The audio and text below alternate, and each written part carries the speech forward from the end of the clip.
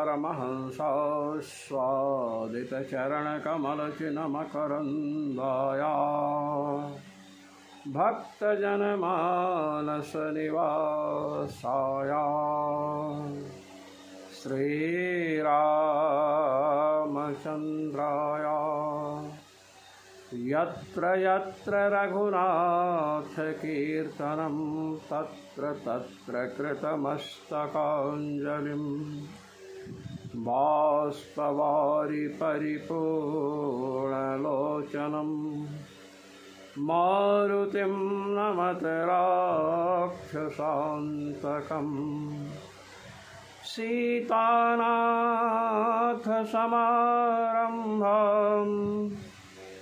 रामानन्दार्यमध्यमाम् अस्मदाचार्यपर्यन्तां वन्दे गुरुपरम्पराम् वन्दे गुरुपरम्पराम्। सर्वेश्वर श्रीरघुनाथो विजयते तराम्। हम ब्रह्मसूत्र के अपसूत्राधिकरण में आनंद भाष्य पर भगवत पाद श्री स्वामी रामानंदाचार्य जी महाराज के अभिप्राय को व्यक्त कर रहे थे। पूर्व पक्ष में यह बात आई कि जैसे ब्राह्मण क्षत्रिय वैश्य इन तीनों वर्णों की अनंत सुखरूपी मोक्ष की कामना होती है, ऐसे ही शूद्र की भी कामना संभव है। सब लोग सुख चाहते हैं। जैसे ब्रह्म विद्या भगवान का मनन चिंतन, परमात्मा का मनन मन से होता है, वैसे ही शूद्र के पास भी मन होता है। वह भी परमात्मा का मनन कर सकता है। इसलिए अनंत सुख रूपी मोक्ष की कामना अर्थात अर्थित्व और मन से निष्पाद्य जो भगवद उपासना है उसकी सामर्थ्य, ये दोनों त्रैवर्णिकों की भांति शूद्र में भी संभव हैं। अतएव शूद्र का भी ब्रह्म विद्या में अधिकार है, ऐसा पूर्व पक्ष प्रस्तुत हुआ। इसके पश्चात छांदोग्य उपनिषद का प्रमाण प्रस्तुत किया गया कि संवर्ग विद्या में शूद्र के अधिकार की चर्चाई है, अर्थात शूद्र का नाम लेकर के पुनः उसे ब्रह्म विद्या का उपदेश दिया गया है। अहारे त्वा शूद्र तवैव सह गोभिरस्तु। छांदोग्य उपनिषद के 4th अध्याय के 2य खंड का 3रा वाक्य है। जानश्रुति को शूद्र शब्द से संबोधित करके रैक्व ने उन्हें ब्रह्म विद्या का उपदेश दिया है। तो इससे भी सिद्ध होता है कि शूद्र को ब्रह्म विद्या में अधिकार प्राप्त है। इतना हुआ पूर्व पक्ष। अब इस पर सिद्धांत बतला रहे हैं। इति जानश्रुतिं शूद्र शब्देनामन्त्र्य तं प्रति ब्रह्म विद्योपदेश श्रवणात् शूद्रस्यापि ब्रह्म विद्यायाम् अधिकार इति प्राप्ते भिधीयते। ऐसा पूर्व पक्ष प्राप्त हुआ। तो कहते हैं, इसका उत्तर कर रहे हैं क्या? कहते हैं न हि शूद्रस्य उपनयनाभावेन अनधीत वेदस्य वेदवाक्य विचार साध्य ब्रह्म विद्यायाम अधिकारो अस्ति। कहते पहली बात तो आप ध्यान से यह समझें कि शूद्र का उपनयन संस्कार नहीं होता, यज्ञोपवीत संस्कार नहीं होता है। यज्ञोपवीत संस्कार, उपनयन संस्कार ब्राह्मण, क्षत्रिय और वैश्य का ही विहित है वेदों के द्वारा। अष्टवर्षम ब्राह्मणम उपनयित, 8 वर्ष के ब्राह्मण बालक का उपनयन संस्कार किया जाए। 11 वर्षे राजन्यम, 11 वर्ष के क्षत्रिय बालक का उपनयन संस्कार किया जाए। 12 वर्षे वैश्यम, 12 वर्ष का बनिया का जो बालक है, वणिक बालक है, उसका यज्ञोपवीत संस्कार किया जाए। ये 3 वर्णों का यज्ञोपवीत संस्कार विहित है। शूद्र का यज्ञोपवीत संस्कार विहित नहीं है। तो कहते हैं उपनयनाभावेन, भगवान वेद 3 वर्णों के ही उपनयन का आदेश देते हैं, शूद्र के उपनयन का आदेश नहीं दिए, इसलिए उपनयन संस्कार उसका नहीं हो सकता है। और यह उपनयन संस्कार भी इसलिए होता है कि वेदाध्ययन आरंभ कराया जाए। तो जब उपनयन होता है तभी ब्राह्मण क्षत्रिय वैश्य वेदाध्ययन में प्रवृत्त होते हैं, गुरु के चरणों में जाकर के। शूद्र का उपनयन नहीं होता है, इसलिए उसका वेदाध्ययन में अधिकार नहीं है। अनधीत वेदस्य वेदवाक्य विचार साध्य ब्रह्म विद्यायाम अधिकारो नास्ति। इसलिए अब अनधीत वेद हो गया शूद्र। जो अधीत वेद हैं, जिन्होंने वेदों का अध्ययन किया है, उनका तो ब्रह्म विद्या में अधिकार है। शूद्र का उपनयन नहीं होता है, इसलिए उसने वेद का अध्ययन नहीं किया। इसलिए वेद साध्य, वेद वाक्यों का विचार करेंगे, विचारों से साध्य है ब्रह्म विद्या। जब वाक्य विचार करेंगे, वाक्य का अर्थ पता चलेगा, तब ना ब्रह्म विद्या का ज्ञान होगा। इसलिए ऐसी ब्रह्म विद्या में उसका अधिकार नहीं है शूद्र का। क्यों? क्योंकि उसको वेद पढ़ने का अधिकार नहीं है। वेद पढ़ने का अधिकार शूद्र को क्यों नहीं है? क्योंकि उसका उपनयन नहीं हुआ है, यज्ञोपवीत संस्कार नहीं हुआ है। आप एक बात ये समझ लें कि जिसका यज्ञोपवीत संस्कार नहीं होता है, शास्त्र से जिसके यज्ञोपवीत का विधान प्राप्त है, ब्राह्मण क्षत्रिय वैश्य, यदि इन 3 वर्णों में भी किसी का यज्ञोपवीत संस्कार नहीं हुआ है तो उसे वेद पढ़ने का अधिकार नहीं है। केवल ब्राह्मण होने से किंवा क्षत्रिय होने से अथवा वैश्य कुल में जन्म लेने से वह वेद पढ़ने का अधिकारी हो जाए, ऐसी बात नहीं है। वेद तभी पढ़ सकता है जब उसका उपनयन संस्कार हो। ब्राह्मण क्षत्रिय वैश्य होने पर भी जब तक उपनयन संस्कार नहीं होगा तब तक वेदाध्ययन में उसका अधिकार नहीं होता है। अब शूद्र का उपनयन संस्कार वेद ही विधान नहीं करता है, इसलिए उसका उपनयन संस्कार नहीं है, इसलिए उसे वेदाध्ययन में अधिकार नहीं है। जैसे अनुपवीत यज्ञोपवीत संस्कार रहित ब्राह्मण क्षत्रिय वैश्य के बालकों का वेदाध्ययन में अधिकार नहीं है, ऐसे ही शूद्रों का भी वेदाध्ययन में अधिकार नहीं है। हेतु दोनों बराबर सर्वत्र समान है, अनुपवीतत्व। बस अंतर इतना है कि ब्राह्मण क्षत्रिय वैश्य के बालकों का उपनयन शास्त्र विहित है, इसलिए उनका उपनयन जब होगा तब वेदाध्ययन करेंगे। 16 वर्ष तक ब्राह्मण का उपनयन न हो तो वो व्रात्य हो जाता है, उसके द्वारा दिया हो पिंडदान इत्यादि पितरों को नहीं मिलता है। आजकल यह परंपरा लुप्त हो गई है, बड़े कष्ट की बात है। लोग शादी होने वाली होती है तब उपनयन कराते हैं और यज्ञोपवीत हुआ उसके बाद उतार करके ताखा में रख देते हैं, खूंटी पर टांग देते हैं।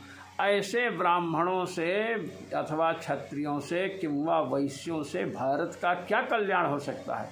यही लोग ऊंचे पदों पर जाते हैं तो अराजकता फैलाते हैं, घूस लेते हैं, चोरी करवाते हैं।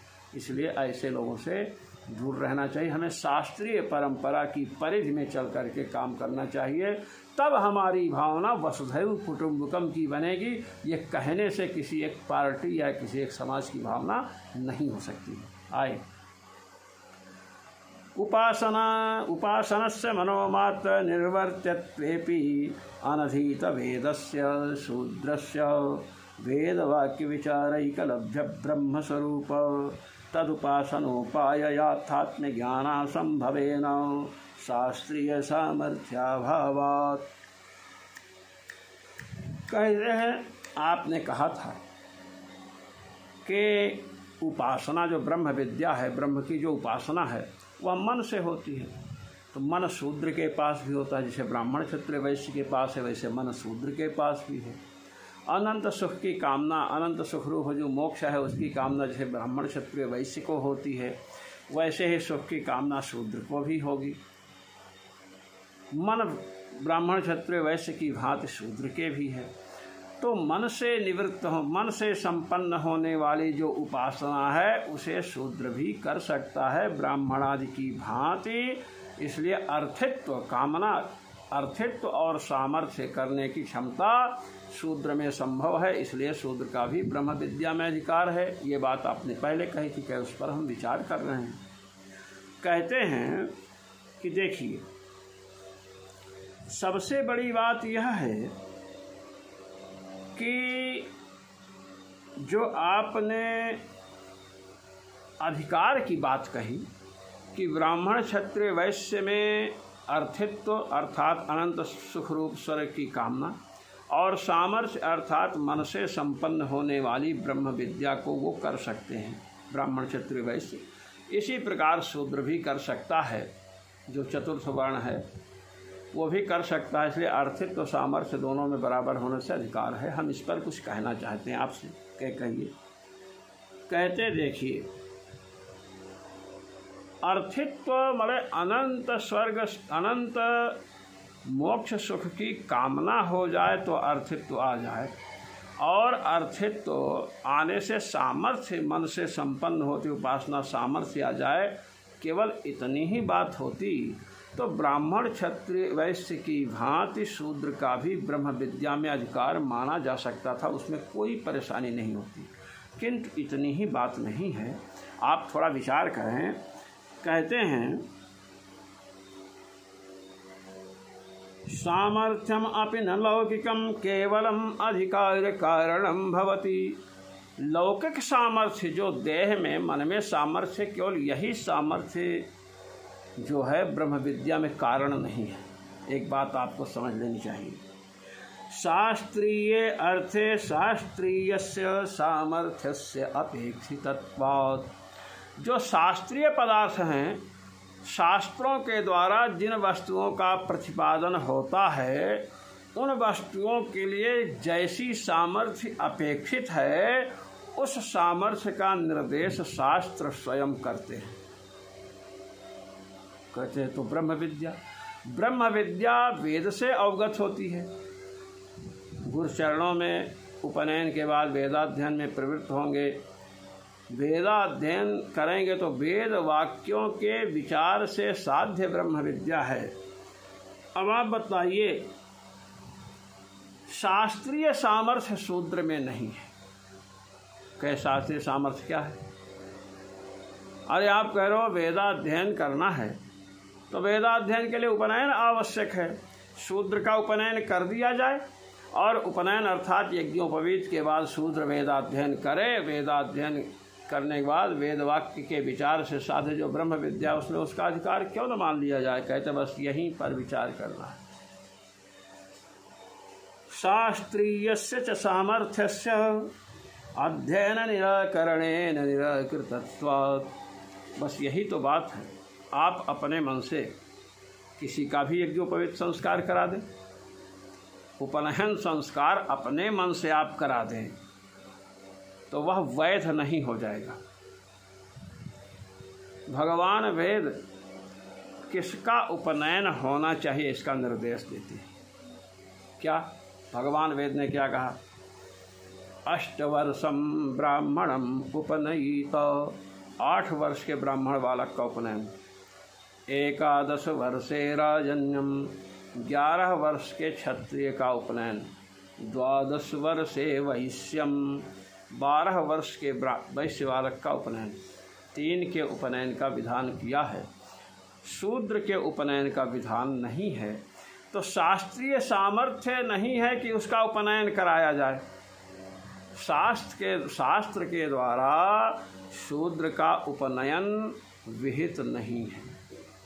अब जब शूद्र का उपनयन नहीं होगा तो वेदाध्ययन कैसे होगा? क्योंकि वेदाध्ययन उपनयन संस्कार के बाद ही आरंभ होता है।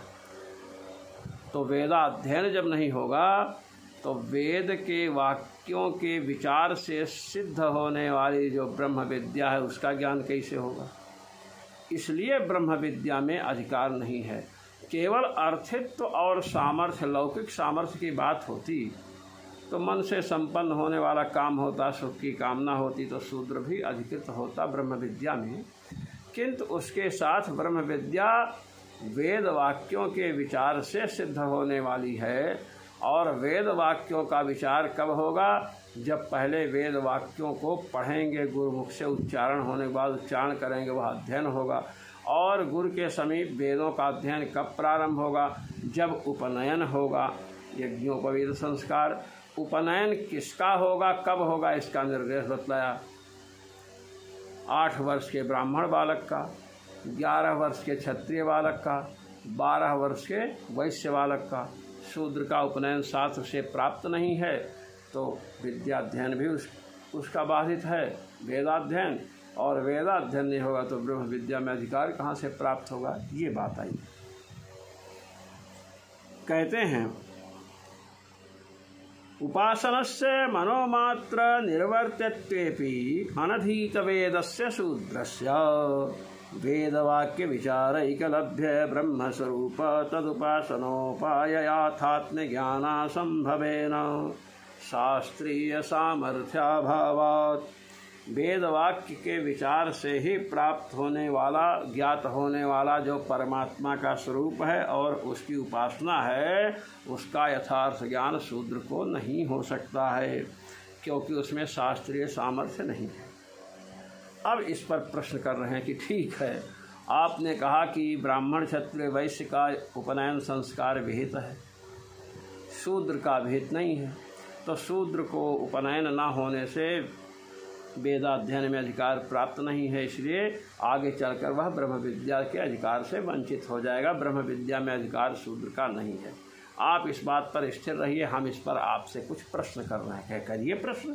कहते हैं न चैवं सति देवानामप्यनधिकार इति वाच्यम। कह जब ऐसी बात आप कहोगे तो देवताओं का भी ब्रह्म विद्या में अधिकार नहीं होना चाहिए, और आप देवता अधिकार में ब्रह्म विद्या में देवताओं का अधिकार सिद्ध कर चुके हैं। कैसे नहीं होना चाहिए? कह सुनिए। आपने कहा कि ब्राह्मण क्षत्रिय और वैश्य इन 3 वर्णों का उपनयन संस्कार होता है, और उपनयन संस्कार के बाद इन तीनों को वेदाध्ययन गुरु के चरणों में बिठाकर कराया जाता है। ठीक है। हाँ, आपने कहा कि शूद्र का उपनयन वेद से प्राप्त नहीं है, तीने का उपनयन विहित है। इस बात पर आप स्थिर हैं? हाँ स्थिर हैं। अब आप बताइए, जब मनुष्यों के अंतर्गत आने वाले ब्राह्मण क्षत्रिय वैश्य इन तीनों का ही उपनयन विहित है, शूद्र भी उपनयन संस्कार से बाहर है, तो मनुष्यों से ऊपर जो देवता हैं उनका उपनयन संस्कार कहाँ होगा? क्या वे ब्राह्मण क्षत्रिय वैश्य में आते हैं कि उनका उपनयन संस्कार माना जाए? कहते नहीं आते हैं। कहे कि जब नहीं आते हैं तो जैसे शूद्र का उपनयन संस्कार नहीं होता है, ऐसे ही देवताओं का भी उपनयन संस्कार नहीं होगा। कहे नहीं होगा। कहे जब देवताओं का भी उपनयन संस्कार नहीं होगा तो शूद्र की भांति वेद वाक्य के विचार से सिद्ध होने वाली जो ब्रह्म विद्या है उसमें देवताओं का अधिकार कहाँ से सिद्ध हो जाएगा महाराज? उपनयन संस्कार न होने से शूद्र वेदाध्ययन नहीं कर सकता है, फिर वेद वाक्यों के विचार से सिद्ध होने वाली ब्रह्म विद्या में अधिकार उसका नहीं है। यह बात आप सिद्ध कर चुके हो अभी। तो आप बताइए, देवता भी त्रैवर्णिक के अंतर्गत नहीं आते, ब्राह्मण क्षत्रिय वैश्य से बाहर हैं, तो उनका भी उपनयन संस्कार नहीं होगा। तो जब शूद्र की भांति उनका भी उपनयन संस्कार नहीं होगा तो उन्हें भी वेदाध्ययन में अधिकार न होने से वेद वाक्यों के विचार से निष्पन्न होने वाली जो ब्रह्म विद्या है उसमें अधिकार कहाँ से हो जाएगा? ये मेरी शंका है। कहते हैं न चैवं सति देवानामप्यनधिकार इति वाच्यम। देवताओं का भी अधिकार नहीं होगा इस प्रकार। कहते इति न वाच्यम, कहे ऐसा आप नहीं कह सकते। क्यों? कहते सुनिए। तेषां स्वयं प्रभात वेदत्वान्न दोष इति ब्रूमः। कह देखिए, जो देवता है ना, प्रचुर पुण्य अर्जित करके स्वर्ग में निवास कर रहे हैं। अब मानव जीवन में उन्होंने यज्ञ आदि किया, अग्निहोत्र किया, दर्श पूर्णमास किया, अनेक यज्ञ किया, उसके बल से स्वर्ग गए हैं। अग्निहोत्रम जुहुयात स्वर्ग कामः, स्वर्ग की इच्छा हो तो अग्निहोत्र करे। दर्श पूर्णमासाभ्याम यजेत स्वर्ग कामः, स्वर्ग की कामना हो तो दर्श पूर्णमास याग करे। तो ब्राह्मण क्षत्रिय जो भी थे यज्ञ आदि करके स्वर्ग पहुँचे। अब यज्ञ किए हैं तो उसमें अर्थित्व और सामर्थ्य चाहिए। सामर्थ्य वेदों का गुरु चरणों में बैठकर अध्ययन किए, फिर वेद मंत्रों के द्वारा सिद्ध होने वाले यज्ञ का निष्पादन किया और गए वहाँ स्वर्ग। तो कहते हैं वेदों का अध्ययन तो उन्होंने किया, अब प्रचुर पुण्य होने से वहाँ पर भी उन्हें वेद स्वयं प्रकाशित हो जाते हैं हृदय में। तेषां स्वयं प्रभात वेदत्वात् प्रकर्षेण भातः प्रकाशितः, प्रचुर पुण्य के कारण, प्रकृष्ट पुण्य के कारण वेद स्वयं उनके हृदय में भाषित हो जाते हैं, उन्हें वेदों का स्मरण हो जाता है पूरा। जैसे आप हम शाम को भोजन करते हैं, शाम को किसी से मिलते हैं तो दूसरे से उसका स्मरण हो जाता है, ऐसे ही पुण्य अधिक है। पुण्य जब अधिक होता है तो लोगों को पूर्व जन्म की स्मृति होने लगती है, अनंत जन्म की स्मृति होती है लोगों को। ते बतला रहे हैं तेषाम स्वयं प्रभात वेद, तो अब वेदों का स्मरण हो गया। गुरुओं से वेद वाक्य का विचार किया, वेद वाक्य के विचार से सिद्ध जो ब्रह्म विद्या थी उसको भी उन्होंने पहले जाना था। श्रवण मनन निधिध्यासन इत्यादि नहीं किए, स्वर्ग चले गए। या प्रचुर भोग की कामना थी इसलिए स्वर्ग चले गए, ब्रह्म विद्या का अनुष्ठान नहीं किए, तो वहाँ पर उनको वेदों का भान होगा, ब्रह्म विद्या का अधिकार इसलिए हो जाएगा। ब्रह्म विद्यायाश्च तं त्वौपनिषदं पुरुषं वृक्षामि, तं त्वौपनिषदं पुरुषं पृच्छामि इत्युपनिषदरूप वेदान्तभागैकगम्यत्तश्रवणात्। ब्रह्म विद्या जो है यह उपनिषद रूप जो वेदांत का एक भाग है। वेदांत भाग, उपनिषद रूप जो वेदांत, वेदांत तो उपनिषद को कहते हैं क्योंकि प्रत्येक वेद के अंतर्गत प्रत्येक शाखा के अंत में एक उपनिषद है। तो वेदांत कहते हैं वेद का अंतिम भाग, शिरोभाग, जिसे उसी को श्रुति मुंड कहते हैं, श्रुति मूर्धा कहते हैं। मुंड माने मूढ़, जिसको हिंदी मूढ़ कहते हैं। श्रुति मुंड, श्रुति मूर्धा, ये सब उपनिषद के नाम है, वेदांत। तो कहते हैं उपनिषद जो वेदांत भाग है, वेदांत रूपी जो भाग, उपनिषद वेदांत भाग को कहते हैं, उस वेदांत भाग से ही मुख्यतया गम्य है ब्रह्म विद्या। वेदांत के द्वारा ही ब्रह्म विद्या बोधित होती है। क्यों? ब्रह्म विद्यायाश्च वेदांत भागैक गम्यत्तश्रवणात्, वेदांत से ही श्रुत होती है, सुनाई पड़ती है। क्यों? तम त्वौपनिषदं पुरुषं पृच्छामि।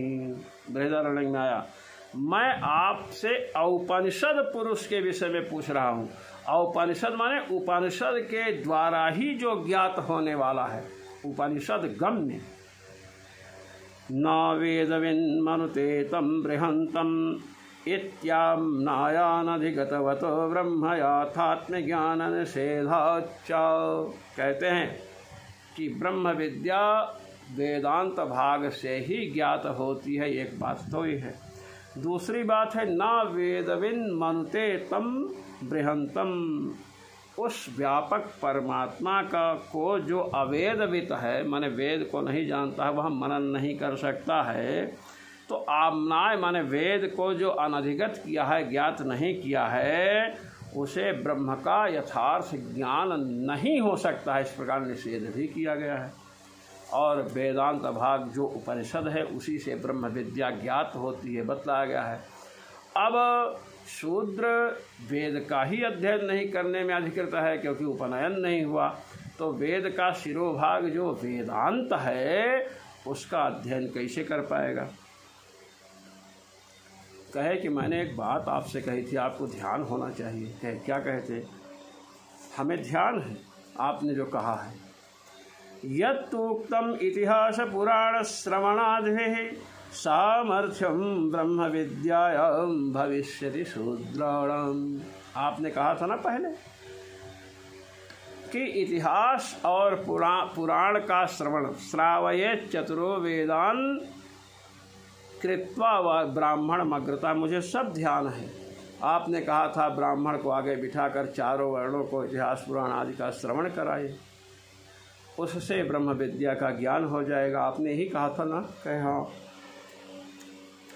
कहे सुनिए, जो आपने कहा कि इतिहास पुराण के श्रवण से ब्रह्म विद्या की सामर्थ्य शूद्र में आ जाएगी, अभी जो कहा गया कि शूद्र का उपनयन नहीं होने से वेदाध्ययन उसे नहीं कराया जा सकता है, और वेदाध्ययन जब नहीं होगा तो शूद्र वेद वाक्यों के विचार से निष्पन्न होने वाली ब्रह्म विद्या को कैसे जानेगा। ये बात आपने कही। हम ये कह रहे हैं कि इतिहास पुराण का श्रवण शूद्र जब करेगा तो ब्रह्म विद्या का ज्ञान उसे हो ही जाएगा। वेदों से भले न हो, किंतु इतिहास और पुराण के श्रवण से हो जाएगा। तो ब्रह्म विद्या की सामर्थ्य शूद्र में है, वेदों से ना हो, इतिहास पुराण से हो जाएगी। कहते तदपि ना कहे, ये बात भी नहीं कह सकते हैं आप। इतिहास पुराण से ब्रह्म विद्या की सामर्थ्य, इतिहास पुराण से भगवत उपासना इत्यादि का ज्ञान हो जाएगा, ये आप कह रहे हो। कहते तदपि ना कहे, ये भी बात नहीं है। इतिहासादेः श्रवणस्य केवलं दुरित निवर्तकत्वेन ब्रह्म विषयक यथार्थ ज्ञानाजनकत्वात्। इतिहास आदि का श्रवण जो शूद्र करेगा, इतिहास है, पुराण है, इसका श्रवण करेगा तो इसका श्रवण उसे इसलिए कराया जाता है कि उसके पापों का विनाश हो। दुरित निवर्तक है, दुरित कहते हैं पाप को, पाप का विध्वंसक है इतिहास पुराण का श्रवण। जैसे लोग कथा सुनने जाते हैं, अब आप देखिए कथा सुनने जाते लोग कहते हैं चलो कथा सुन लो, कुछ पाप होंगे तुम्हारे नष्ट हो जाएंगे। श्रुतम हरति पापानि, भगवती का चरित्र सुनाएंगे तो पाप नष्ट होगा। तो कहते हैं इतिहास और पुराण, इतिहास आदि का जो श्रवण है केवल दुरित निवर्तक है, पाप विध्वंसक है, केवल ब्रह्म विषयक यथार्थ ज्ञान को उत्पन्न नहीं कर सकता है इतिहास पुराण का श्रवण। कहे बड़ी विचित्र बात है, इतिहास पुराण का श्रवण करने से ब्रह्म विषयक यथार्थ ज्ञान नहीं होगा। कहे नहीं होगा। कहे सुनो, मैं बता रहा हूँ, ध्यान से सुनो, आपकी प्रत्येक शंका का हम समाधान करेंगे। दुरधिगम वेदार्थ विशदीकरणैक प्रयोजन प्रवृत्तयोः इतिहास पुराणयोरपि वैदिकाधिकारानुगुण्येनैव ब्रह्मोपासन सामर्थ्यम न तु स्वातंत्रेण इति। कहते हैं देखिए, सबसे पहली बात है कि इतिहास और पुराण की रचना क्यों की गई, ये मैं आपको बता रहा हूँ। कहते हैं वेदों का अर्थ अत्यंत दुरधिगम है, अत्यंत गंभीर है। तो वेदों का अर्थ जो अत्यंत गंभीर है उसको सरलतया समझाने के लिए इतिहास पुराण में अनेक उपाख्यान कथानक प्रस्तुत करके उन वेदार्थों का विशदीकरण किया गया, विस्तार किया गया, जिससे सामान्य जन उसे समझ सके। क्या ठीक है। दुरधिगम वेदार्थ विशदीकरणैक प्रयोजन, दुरधिगम दुख से ज्ञात होने वाला, बड़े परिश्रम से ज्ञात होने वाला जो वेदों का अर्थ है उसको विशदीकरण करने के लिए, उसका विस्तार करने के लिए इतिहास और पुराण प्रवृत्त हैं। महाभारत में एक वचन आया है, इतिहास पुराणाभ्याम वेदम समुपब्रह्मयेत् बिभेत्यल्पश्रुताद्वेदो मामयं प्रहरिष्यति। कहते हैं वेद का व्याख्यान करना हो, वेदों का अर्थ करना हो तो इतिहास और पुराण से वेदों के अर्थ का विशदीकरण करना चाहिए, वेदों का अर्थ करना चाहिए। कि इतिहास पुराण के बिना हम कर डालेंगे। कहते हैं विभेत्यल्पश्रुता वेद, जो अल्पश्रुत होते हैं, इतिहास और पुराण का ज्ञान ही नहीं है, ऐसे लोगों से भगवान वेद डरते हैं। क्यों? मामयम प्रहरिष्यति, ये मेरे ऊपर अर्थ का अनर्थ करके प्रहार करेगा। इसलिए इतिहास पुराण के द्वारा वेदों के अर्थ का विशदीकरण होता है, विस्तार होता है।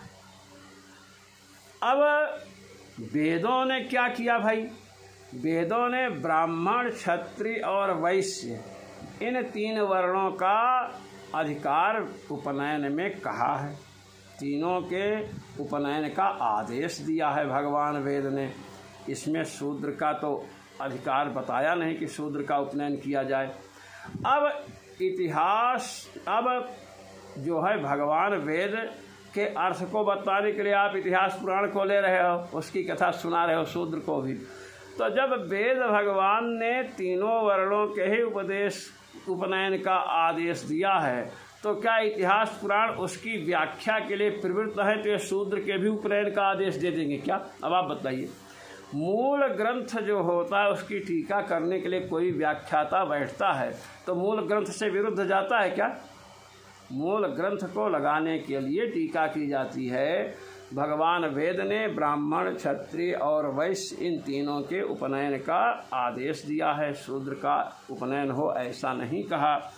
इसलिए वेदों की आज्ञा के अनुसार ही इतिहास पुराण चलेंगे। यदि वेदों की आज्ञा के विरुद्ध थोड़ा भी हुए तो इतिहास और पुराण प्रमाण नहीं माने जाएंगे। श्रुति प्रामाण्य अधिकरण में, मीमांसा में यह बात सिद्ध की गई है कि स्मृतियों का प्रामाण्य श्रुति के अनुकूल होने पर ही होगा। और स्मृति पद से वहाँ इतिहास, पुराण, मनुवाद स्मृतियाँ ली गईं।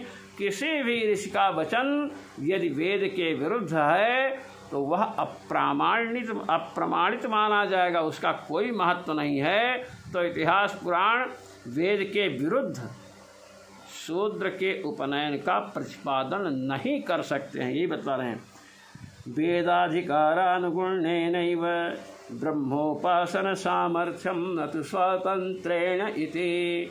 वेदों का व्याख्यान इतिहास पुराण से किया जाता है तो इतिहास पुराण के द्वारा भगवान वेद त्रैवर्णिक ब्राह्मण, क्षत्रिय और वैश्य इन तीनों के ही उपनयन का आदेश दिए हैं। इसलिए इतिहास और पुराण भी उसी का समर्थन करेंगे, तीनों के ही अधिकार का समर्थन करेंगे। इसलिए उसके अनुरूप ही इतिहास पुराण से सामर्थ्य का ज्ञान होगा कि उपनयन शूद्र का नहीं हो सकता है, इसलिए वेदाध्ययन नहीं कर पाएगा। इसलिए वेद वाक्य विचार साध्य जो ब्रह्म विद्या उसमें अधिकार नहीं है। न तो स्वातंत्रेण, स्वतंत्र रूप से इतिहास पुराण या कोई भी स्मृति वेद विरुद्ध होकर स्वतंत्र रूप से कोई कार्य नहीं कर सकती है, चाहे वह मन हो चाहे बोधायन हो। बोधायन की स्मृति का अप्रामाण्य कर दिया गया पूर्व मीमांसा में, ये चर्चा मैं कर चुका हूँ। वेद विरुद्ध किसी की भी स्मृति हो, वेद विरुद्ध व्यास जी हों, वाल्मीकि जी हों, मनु जी हों, कोई भी यदि वेद विरुद्ध बोले तो इनकी बात का कोई महत्व नहीं होगा। ये मैं आपसे कहना चाहता हूँ। हमारे यहाँ प्रमाणम परमम श्रुति ही, वेद ही परम प्रमाण है, उससे विरुद्ध किसी का भी वचन प्रमाण नहीं है।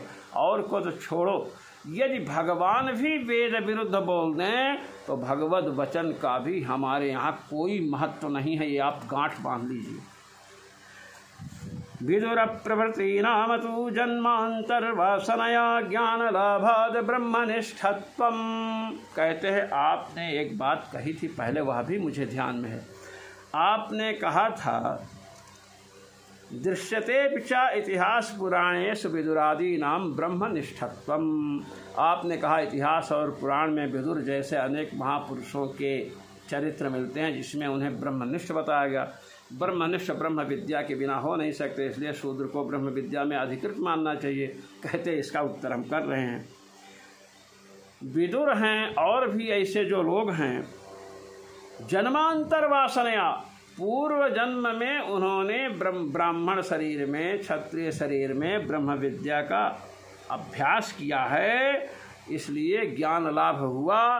कुछ उनका दुरित था, पाप था, जो इस जन्म में आए उसे काटने के लिए, और वह ज्ञान उन्हें पूर्व जन्म से प्राप्त है। सुख, ये आप देखिए, किसी को ज्ञान हो गया पेट में ही, तो बताइए पेट में गुरु से पढ़ने गया था क्या? मनु रघो, मैं मनु हो गया, मैं सूर्य हुआ। ब्रह्म विद्या पूर्व जन्म में अभ्यस्त हुई है, अभ्यास किया गया है, तो वह फल देने के लिए कभी भी प्रवृत्त हो सकती है। जिस समय प्रतिबंधक निरस्त होगा उसी समय ज्ञान हो जाएगा। पेट में बालक है तो भी हो गया। इसलिए जन्मांतर में जो ब्रह्म विद्या की उपासना, ब्रह्म का श्रवण मनन चिंतन किया, उसके द्वारा उनको ब्रह्मबोध हुआ है, इसलिए ब्रह्मनिष्ठ देखे जाते हैं। इस जन्म में तो है ही नहीं उसका कोई साधन। श्रीमद्भगवद्गीतायाः ब्रह्म विद्यात्वेपि, क्या श्रीमद्भगवद्गीता को लीजिए आप। श्रीमद्भगवद्गीता में कहा गया है, इति श्रीमद्भगवद्गीतासु ब्रह्म विद्यासु, ये बात आई है ना? हाँ, मैं आपको बताता हूँ। ये गीता श्रीधरी, अब श्रीधर स्वामी की ये व्याख्या है। अब इसमें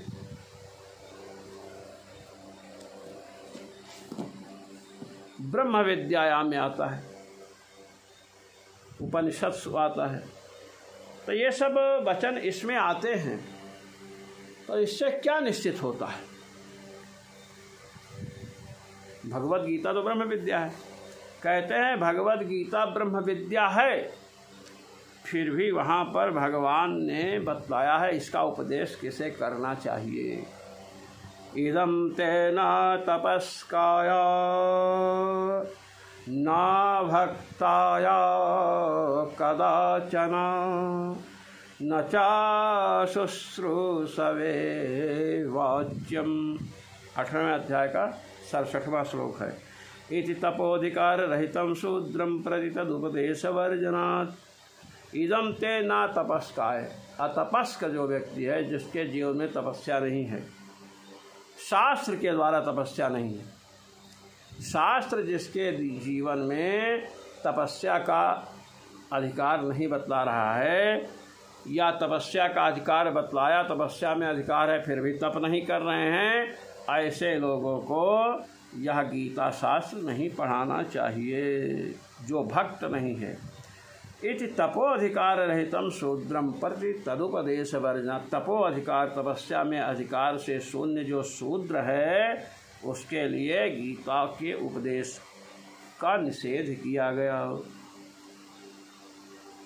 या इदं परमं गुह्यं मद्भक्ते सभिधास्यति भक्तिं मयि परं कृत्वा मामे वैति न संशयः।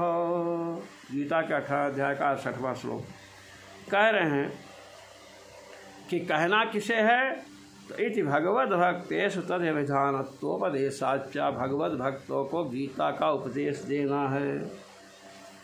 श्रुतावपि, कह श्रुति में देखिए, अहारे त्वा शूद्र तवैव सह गोभिरस्तु आजहारिमा शूद्र तेनैव मुखेनालपयिष्यथाः। छान्दोग्य 4th अध्याय के 3 खंड का 5वां।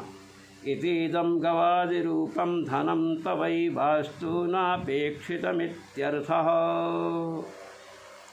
कहे आपने एक बात कही थी पूर्व पक्षी के रूप में, आपने कहा था आहारे त्वा शूद्र तवैव सह गोभिरस्तु। आपने कहा कि रैक्य ने जानश्रुत को कहा कि हे शूद्र, गौएं इत्यादि जो भी हैं सब तुम्हारे पास ही रहे। तो रैक्व ने जानश्रुति को शूद्र कहा, इसलिए लगता है कि शूद्र का ब्रह्म विद्या में अधिकार है, क्योंकि कहने के बाद उन्होंने कहा कि कन्या लाए हो, इतना धन 1000 गौएं लाए हो, इसलिए मैं तुम सेवा नहीं करना चाहते हो, केवल इसके द्वारा ब्रह्म विद्या प्राप्त करना चाहते हो, तो उपदेश करा रहा हूँ। अनेनैव द्वारेण सेवनादिकम् अंतरेण तद्वांछितम् इदं ब्रह्मोपदेश वाक्यम आलपयिष्यसि इति भावः। सेवा तो कर नहीं सकते हो क्योंकि राजा हो, तो 1000 गौएं, हार, कन्या रूपी धन सेवा के बिना ही इसके द्वारा तुम ब्रह्मोपदेश प्राप्त करना चाहते हो। अब यहाँ पर कहा है शूद्र, तो शूद्र जब कहा तो अब ये बतलाइए कि जानश्रुति क्या शूद्र है। ये देखिए, आहा हारे त्वा शूद्र तवैव सह गोभिरस्तीति।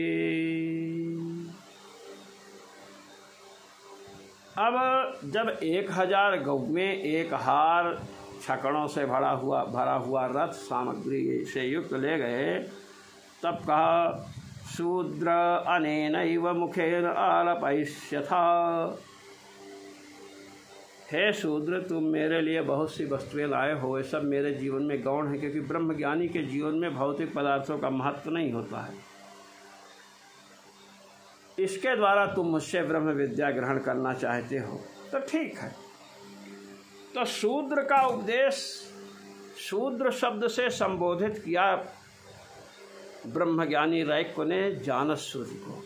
तो आप इस शूद्र शब्द को देख करके यह धारणा बना लिए कि शूद्र का ब्रह्म विद्या में अधिकार है, क्योंकि शूद्र संबोधन करके उन्होंने जानश्रुति को ब्रह्म विद्या का उपदेश दिया। आप ये कहना चाहते हो। हम आपकी इस शंका का भी समाधान करते हैं, हम कोई जबरदस्ती नहीं कर रहे हैं। सुनिए, अत्र शूद्रेत्यामंत्रणम अपि न चतुर्थवर्णाभिप्रायेण। यहाँ जो शूद्र संबोधन किया गया है उसे, जानश्रुति को, यह जो चतुर्थ वर्ण शूद्र है उसके अभिप्राय से नहीं किया गया। ब्राह्मण, क्षत्रिय, वैश्य और शूद्र, चौथा वर्ण शूद्र है। कहते हैं चतुर्थ वर्ण के अभिप्राय से जानश्रुति को शूद्र नहीं कहा गया है। क्या फिर किस अभिप्राय से कहा गया महाराज? शूद्र तो चौथे वर्ण को ही कहते। कैसे? सुनिए, किंतु हंसोक्त आत्मादर श्रवणाद अस्य जानश्रुते सुख संजाता। क्या देखिए, ये चर्चा मैंने जानश्रुति की कथा सुना करके आपको पहले अवगत करा दिया है। जब जानश्रुति बहुत धन का दान देते थे, लोगों को भोजन कराते थे, रात का समय था, हंस उड़ करके आए, तो उसमें एक हंस ने कहा कि भल्लाक्ष, दूसरे हंस से जिसका नाम भल्लाक्ष है, भल्लाक्ष भल्लाक्ष, इस जानश्रुति पौत्रायण का तेज स्वर्ग की तरह फैला हुआ है, खूब फैला है, स्वर्ग तक फैला हुआ है, तुम उसे छूना मत, अन्यथा भस्म हो जाओगे। तब भल्लाक्ष हंस ने कहा, अरे कंबर नाम है इस हंस का, अरे कंबर, तुमने इस राजा की बड़ाई की, इसमें ऐसा कौन सा गुण देख रहे हो जो इसे मान सूचक शब्दों से संबोधित करते हुए मुझे समझा रहे हो। एनम एतत् संतं सयुग्वानम्यूरैक्वम् आत्थ इति यो नो कथम सयुग्वरैक्व इति। तुम इसे गाड़ी वाले रैक्व के समान कह रहे हो, ये उसके समान नहीं। अब इस बात को जानश्रुति सुन रहे हैं कि एक हंस जो भल्लाक्ष है वो कंबर से कह रहा है कि ये राजा जानश्रुति के ये उस रैक, जो गाड़ी वाला रैक है, उसके समान इसका तेज नहीं है। तो कहते हैं हंसोक्त आत्मादर श्रवणात्, हंस के द्वारा कहे हुए अपने अनादर को सुना जानश्रुति ने। रैक के समान नहीं, गाड़ी वाले रैक के समान नहीं, इतनी हजार गौवें हैं, हजारों रथ हैं, सुंदर सुंदर दासियां हैं, सुंदर भवन है, इसके पश्चात भी यह जानना श्रुति रैक जो गाड़ी वाला रैक वह उसके समान नहीं है। इस अनादर का श्रवण किया, हंस के द्वारा जो वाक्य कहा गया अनादर वाला, उसका श्रवण जानस श्रुति ने किया। भगवत पाद श्री स्वामी रामानंदाचार्य जी महाराज बतला रहे हैं, किंतु हंसोक्त आत्मानादर श्रवणात्, आत्मानादर अपना अनादर सुना हंस के द्वारा कहे जाने पर, तो जानस श्रुते है सुख संजाता, जानस श्रुति के हृदय में शोक उत्पन्न हुआ। महाराज शोक तदैव हंसकृत आत्मानादर काले रैक्वं प्रत्याद्रमणात्। अब हंस के द्वारा सुने गए अपने अनादर को, हंस के द्वारा कहा गया कि गाड़ी वाले रैक के समान, इस जानस श्रुति को समझ रहे हो क्या? तो अब इसका मतलब गाड़ी वाले रैक के समान भी अपना कुछ नहीं है तेज। तो अपने अनादर को सुना और अनादर श्रवण काल में ही प्रातः काल लगा, और प्रातः काल होते ही अपने बंदी जनों को संबोधित किया कि जाओ रैक का पता लगाओ, और रैक का पता नहीं लगा, कहा किसी जंगल इत्यादि में जाओ। जब पता लग गया तो ये शोकग्रस्त हृदय से रैक्वं प्रत्याद्रवणात्, रैक के प्रति चला है। द्राकुत्सायाम गतौ धातु है, द्रावण माने गमन किया है। सचरैक्वर्षिस्तस्य द्रवणं शोकेन भूत इति स्वयोग बलेन अवगम्य। अब रैक्वर जो ऋषि हैं ये ब्रह्म विद्या से संपन्न हैं, भगवद उपासना से संपन्न हैं। भगवद उपासना से संपन्न होने के कारण 600 गायों को, सुंदर हार को और एक अन्नादि सामग्रियों से, स्वर्णादि से भरे हुए रथ को देखा। फिर भी समझ लिया इन्होंने भगवान की उपासना करते, पैसे की उपासना नहीं करते थे कोई आवे कितना दे जाए, ऐसा नहीं था। इसलिए समझ गए तस्य द्रवणं शोकेन अभूत, ये जानश्रुति का यहाँ आगमन शोक के कारण हुआ है। ये समझ गए किससे? स्वयोग बलेन अवगम्य, अपने योग बल से समझे। तदेव हेतु कृत्य स्वसर्वज्ञत्वज्ञापनाय शूद्रेत्यामन्त्रितवान् न चातुर्थिकवर्णतया इति अस्पष्टमेवावगम्यते। इसलिए उसके शोक को हेतु बना करके अपनी सर्वज्ञता को ज्ञापित करने के लिए कि जानश्रुति मुझसे संसार में कुछ छिपा नहीं है, अपनी सर्वज्ञता ज्ञापित करने के लिए कि तुम्हारे हृदय में शोक है, शोक के कारण आए हो। शोक किस लिए हुआ? तुमसे अधिक मेरी प्रशंसा कर दिया हंस ने, तो मेरी प्रशंसा किया तो तुम्हारा अनादर हुआ, इसलिए तुम्हें शोक उत्पन्न हुआ। उस शोक के कारण तुम मेरे पास आए हो। मैं इस बात को समझ गया हूँ, इसलिए अपनी सर्वज्ञता को ज्ञापित करने के लिए, और उसमें शोक है जानश्रुत में, इसलिए शूद्र इत्यामंत्रितमान, उसे शूद्र शब्द से संबोधित किया। चतुर्थ वर्ण के अभिप्राय से नहीं, यह स्पष्ट हो रहा है वहाँ। कहते शूद्र का अर्थ क्या होता है? कह सुनिए शूद्र शब्द कैसे बनता, हम बतलाते हैं आपको। शूद्र शब्दश्च शोकार्थक शुचिधातोः औणादिके शुचेरदश्च इति रकिचस्य दत्वे दीर्घे च शोचति इति शूद्र इति व्युत्पत्तिको निष्पद्यते। कह शूद्र शोचति इति शूद्र, जो खूब चिंता कर रहा है, जो खूब चिंता में मग्न है, वह शूद्र है। शोचति शोकम करोति इति शूद्र, जो शोकग्रस्त रहता है। शोकार्थक शुच धातु है। अब शुच धातु से औणादिक रक प्रत्यय किया, शुचेर दश्चा, शुचेर दश्चा शुच धातु से रक प्रत्यय हो, और चाको दा आदेश हो जाए, चस्य दत्वे, चाको दा कर दिया, चाकोदया किया, शुच था चाकोदा हो गया, और रख प्रत्यय किया रा बचा है, अब शूद्र हो गया। अब सु में ऊ को दीर्घ भी कर दिया, रख चस सुचेर दश्चा इति शुच धातो अवणाज के सुचेर दश्चा इति रख चस से दत्वे दीर्घे च दीर्घ कर दिया, शूद्र बन गया। शोचतीति शूद्र इति व्युत्पत्ति को निष्पद्यते इति शोचत इति शूद्र, शोचत माने शोकम करोति इति शूद्र। अब ये शोक कर रहा है, शोकग्रस्त हो गया कि हमसे अधिक सम्मान है रैक्य का, इसीलिए इसका आद्रवण माने आगमन हुआ है, इसलिए शूद्र से संबोधित किया। जो अधिक शोक करे वो शूद्र है, बस आप समझ लीजिए। तस्मै वायुर्वाव संवर्गो यदा वा अग्निरुद्वायति वायुमेवाप्येति। छांदोग्योपनिषद के चतुर्थ अध्याय के तृतीय खंड का प्रथम ये वाक्य है। इत्यादिकम उपदिदेश, संवर्ग विद्या का उपदेश दिया है। इसकी चर्चा मैंने जानश्रुति और रैक्य के संवाद को प्रस्तुत करके इसके पहले पाठ में कर दी है। यतः शोकेन जानश्रुतिरैक्वं प्रतिरुद्राव।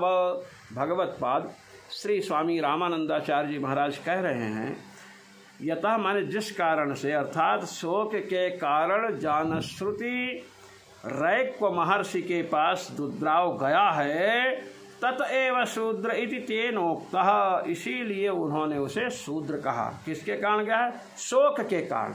शोचती इति शूद्र, शोकम करोति शूद्र, बड़ा शोक था, अनादर हो गया ना, शोक तो होने था। न चतुर्थ वर्णापेक्षया, चतुर्थ वर्ण की अपेक्षा करके शूद्र नहीं कहा है। इस प्रकार आप सबके समक्ष सुगस्य तदानादर श्रवणात् तदाद्रमणात् सूच्यते ही। सुख अस्य तदानादर श्रवणात्, अस्य माने जानश्रुते। ये जो सूत्र है ना 1-3-34 का प्रथम अध्याय के तृतीय पाद का 34वां सूत्र है। सुख अस्य, इस जानश्रुति को, सुख माने शोक हुआ। क्यों हुआ?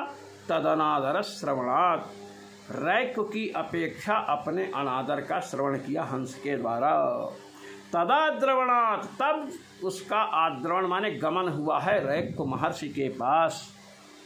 सूच्यते ही, ये उपनिषद से इंगित होता है, इसलिए सोचती शूद्र, शूद्र कहा गया है।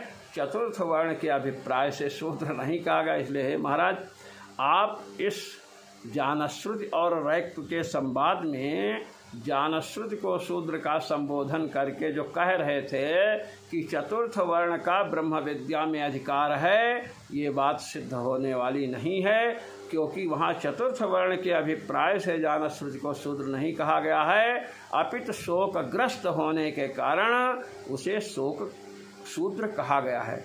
इसलिए आप अर्थित्व और सामर्थ्य को लेकर के शूद्र का ब्रह्म विद्या में अधिकार नहीं कह सकते हैं, क्योंकि सामर्थ्य शास्त्रीय पदार्थों में शास्त्रीय सामर्थ्य चाहिए।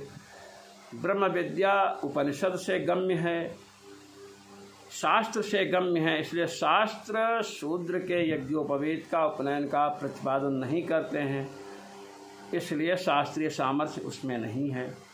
आपने कहा देवताओं का भी, देवता भी त्रैवर्णिक ब्राह्मण क्षत्रिय वैश्य के अंतर्गत नहीं आते, इसलिए उनका भी उपनयन नहीं होगा, तो ब्रह्म विद्या कैसे ज्ञात होगी? तो कह दिया कि प्रकृष्ट पुण्य के कारण देवता बने हैं, पूर्व जन्म में अधीत वेदों का ज्ञान उन्हें हो जाएगा तो ब्रह्म विद्या अवगत हो जाएगी। आपने कहा कि जानश्रुति को छांदोग्य उपनिषद में शूद्र कहा गया, इसलिए ब्रह्म विद्या में शूद्र का अधिकार है।